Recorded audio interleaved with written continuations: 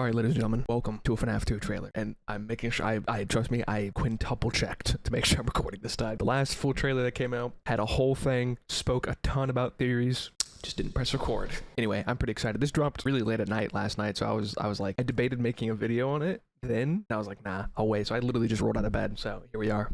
We're locked in, chat. Vanessa, tweaking. Tell me about your bad dreams. Right. It's always the same. What was the whole... Oh, Your dad. Yeah, so she's like traumatized. Like she's haunted by this dude, and that makes perfect sense. Freddy Fazbear. Just a blueprint for Freddy Fazbear. We're never gonna be able to move forward until you deal with some of the mess you left in your head. My father Garrett's was a plane. monster. You know that. Everyone called it an accident, but it wasn't until years later when those 5 children That's were Henry. missing that I knew she was murdered. She. Charlie. Are you ever gonna go back? Yeah, Garrett is Freddy's not coming? the puppet chat. I think my sister. They changed the sign, by the way.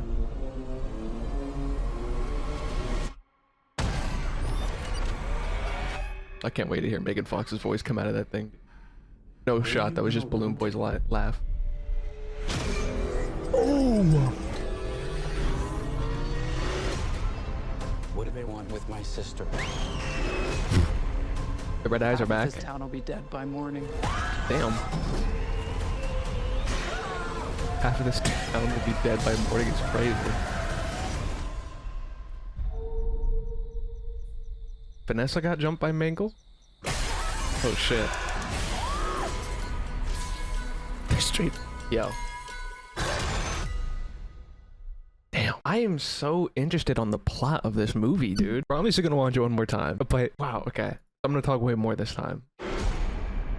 So we basically get the confirmation, by the way. That's what I meant, by the way, in my sorry, but that's what I meant in my previous video when I talked about how I don't think that Garrett is going to be the puppet based on Fnaf 2 casting information. Like, we knew that guy is going to be playing Henry, and he's not. That's not the same actor as Mike's dad from the previous movie. And he's talking about Charlie's death, so I think it's clear that Mike Schmidt's dad is just gone. Henry Emily is his own character. We're getting a proper Charlie, which is going to be awesome because that's my goat. Okay. I'm very happy about that, to be honest with you. Anyway, my fault. Tell me about your bad dreams. Yeah, I'm so interested in Vanessa's character, dude. Always the same. Because I wonder if this is purely bad dreams or if it's a Charlie situation from the Twisted Your dad. Ones. With her dreams and kind of her being called. Of course he's humming Tenoria March. I didn't even peep that. Or whistling, whatever you want to say. We're never gonna be able to move forward That is such a sterile room. I love it. until you deal with some of the mess you left in your head. I can't believe she still My has Garrett's father was a plane. That's so monster. funny. You know that. Dude, these shots of the yellow rabbit. Pre-withered too. There's no withering on It the wasn't until side. years later when Sorry, okay, I'm gonna go back for Henry. I'm talking over the trailer, but if you wanted to watch the trailer on your own, you would watch it on your own before you watch a reaction. I don't know why you'd be... Okay, anyway, my fault. everyone Daddy, I am sorry you missed my birthday, but I really love my presents. I miss you. I miss our park. I miss our park, I think is what that says. That's interesting. So yeah, that's definitely Charlotte or Charlie. called it an accident, Called but it it an wasn't accident. until years later when those 5 children went missing that I knew. Freddy Fazbear's Pizza grand opening. Okay. William Afton's early She was ambitions. murdered. Cool, that's like a young Matthew Lillard. That's cool. I actually look, you want to read this. The field of animatronics owes a great deal of singular devotion and revolutionary work from William Afton. His pioneering vision for merging technology with entertainment using animatronic robots not only provides a fun experience for kids, but also serves as a form of companionship. In addition to his early success in the fields of robotics, the opening of his Freddy Fazbear's Pizza restaurant, where his animatronic characters heavily feature, has made him a well-respected member of the local business as well as community. Designed to be lifelike, Afton's animatronics are his crowning achievement and have become the stars of his pizzeria, equipped with range of movements and even voices. Freddy Fazbear, Bonnie, Chica, and Foxy are brought to life in a way that's never been seen before. These robots have all become beloved characters that entertain children and adults alike. From the outside, Freddy Fazbear's Pizza is a place of wonder and excitement. Children gather for birthday parties, play games, and watch as animatronic characters perform on stage, singing songs, encouraging or engaging with guests. It's hard to read because it's tiny. In this context, William Afton is seen as a successful and innovative businessman. He appears to be a man who has it all: wealth, respect, and a thriving business. Afton's ambitions don't stop there, though. He is excited about the potential for his future creations. He recently started to experiment with new ideas and technology, looking for ways to improve and innovate. He always had this. Why is it getting blurrier? He always has, I guess, more characters in development, as well as more fun surprises for his restaurant, I think. He also has not ruled out expanding into new spaces. With something and drive like Afton's, this can be only the beginning for Fazbear Entertainment. Okay, sorry. That took me forever to get through, but it's kind of hard to read because it's so tiny. It's getting blurrier too. That's so interesting. So it seems that in this continuity, and granted, Henry's in the scene, so maybe we get more information, but it seems that William is the full-blown, the guy making the animatronics. And I am really curious because one thing I did cut out of my movie video from last week that I didn't talk about was Torture Freddy. I questioned torture, like, what is Torture Freddy? Like, why did William make that? Like, the animatronics put you in the torture chair to be tortured, and I assume for, like, agony remnant purposes, but the movie doesn't address that at all. So I'm curious why William is doing this and when he found out about possession. But we'll keep going, and then I'll talk more about my question. That's definitely Charlie, though. That's definitely my goat. Are you gonna go back to Freddy's, I mean? She is so much taller than she was the last movie. It's insane. I think my sister is here. In only 2 years. That's the shot from the first trailer. Toy Chico waking up. Dude, that's crazy. That's just straight up the sound effect from the game. That's so awesome. There's the carousel. The withered animatronics, it looks so good. That's another question, but I'll save it for after. That shot of Charlie is good. The red eyes are back. Half of this town will be dead by morning. I wonder who she is. Silver eyes, guys, they're back. Dude, the withers look so good. And so yeah, Vanessa's the one that's getting jumped by Mangle from the first trailer. I thought it was the character from the first trailer. Peak. Oh, that's so good. Peak. Peak has arrived, chat, in only a month too. We got 1 month till this movie comes out. Okay, so maybe I just let it play in the background muted. I don't know. I'm just gonna talk now, dude. I am so curious about the withered animatronics in this movie because the lore is interesting because in the games, obviously, the Wizards and the classics are technically the same characters, right? They're the original characters, they just get refurbished. The toys were created after the Wizards and the Missing Children incident, so I think that's similar. I think that Missing Children incident happens, William creates the toys, but it doesn't bring business back, but he still manages to open a second location. Are the animatronics from the first movie the Wizards? And if so, why do they look so different? And if they are different, then that means there's more than 5 kids, no? So I'm really curious. I think they have to explain that, because that part is really like, they're shaped differently, right? Like, that Freddy cannot just be a withered version of the first Freddy. They have different head shapes fundamentally, just like in the games, right? Same thing with Foxy and his snout. Bonnie probably is the closest, so maybe, but I'm very curious about that. I'm also curious if the toys are haunted, because that's obviously a debatable thing in the games for a decade now. We don't technically know.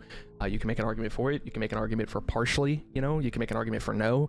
It's, I think the answer is partially. I don't think they're directly haunted by spirits in the games. I think it's more so the parts, the pieces from the original animatronics with, you know, Remnant and all that jazz. So anyway, I'm so interested in that. I don't know who that woman is in the white shirt. She looks like she's about to die though, so rip.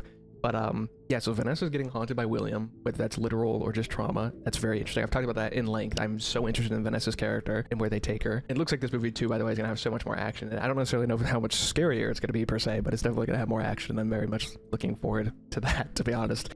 William, again, I think I'm happy that we're gonna get more information about him, like a lot more it seems. And I really hope that it answers some of our questions, because there's a lot that the first movie throws out there and doesn't really elaborate on. Now granted, I understand it, because if you explained everything it would feel unnatural, and the characters don't even question some of it because there's so much going on that no one questions Torture Freddy, and I understand that. But I do hope we get an explanation for like what is William's goal overall. Like, why was he Steve Raglan sending people to die at Freddy's on the chair specifically, right? Not just in general, just on the chair. It's because it can't just be for the love of the game, because the chair is such a specific thing that he's doing. The chair has to matter. So getting Henry is awesome, which confirms that, like I said, that Mike Schmidt is not Henry Emily's kid or whatever, or the like a parallel or anything like that. I don't know what's going on here though with Charlie.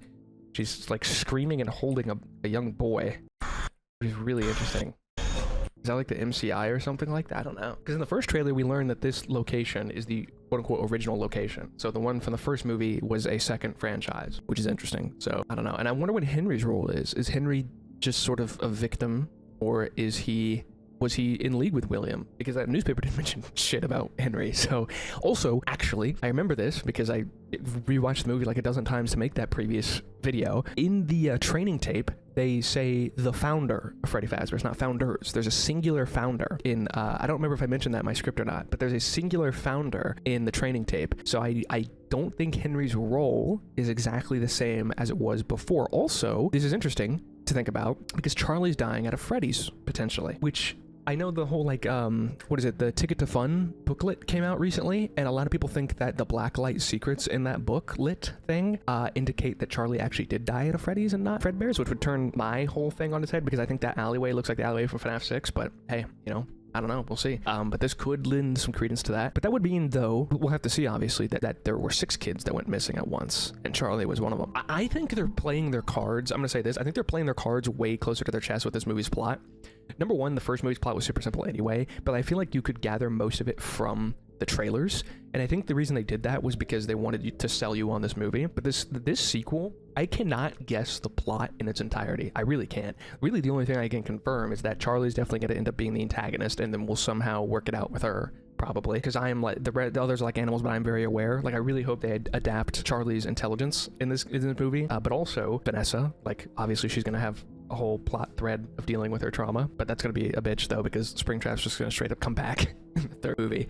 So I don't know. I'm very excited for this movie, chat. It is only a month away, and there's so much. Dude, the animatronics just look so good. I even argue that the toys actually look better than the animatronics in the first, like in terms of the quality and also like faithfulness. Like the first movie animatronics were very faithful, but there's just something about the toys that actually just genuinely look like they were straight up ripped from the game. I think it's the textures, like the plasticky nature of the animatronics. I also really hope that Chica loses her beak at some point in the movie. That would go so fucking hard. If any animatronic is gonna get the silver eyes, it would be her. I don't think we're gonna see the silver eyes, though. I wonder if Golden Freddy's gonna make an appearance at all, you know, because he was a big part of the first movie, or if he'll come back in the third movie because he's like the vengeful spirit and whatnot. That might happen. I'm not sure, dude. I'm so dude, I'm cheesing, bro. This trailer too shows us how much more action there's gonna be in this movie, dude, and we're gonna get a lot more. Does he look at Freddy? Looks so good. Looks so good with her Chica.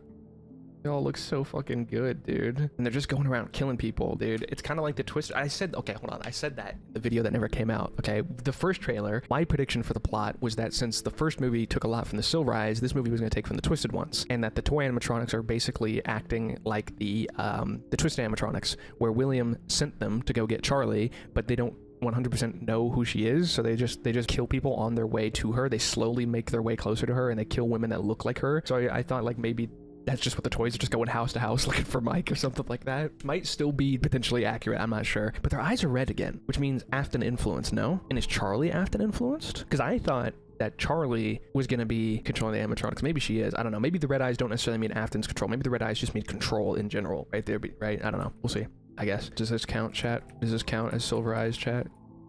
There it is. Peep it. Silver Eyes. Oh, that clap was way louder than I thought it was going to be. We won, chat. Also, W. Jim Henson for just adapting every aspect of this character. Jeez. They did not change her shapeliness whatsoever. Okay, my fault.